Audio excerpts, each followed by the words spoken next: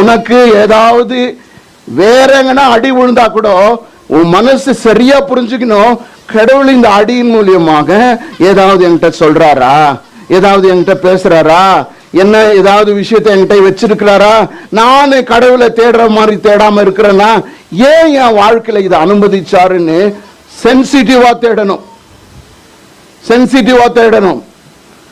இந்த அடிக்கு நான் ஏதாவது தப்பு பண்ணிக்கிறேன்னா,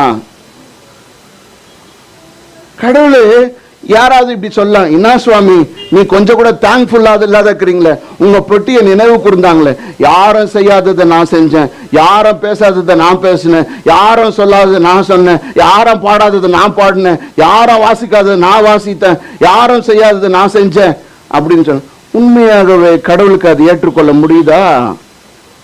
ஆண்டவர் அதை அங்கீகரிக்கிறாரா? தாவீது சொன்னா எனக்கு வேண்டாப்பா அது.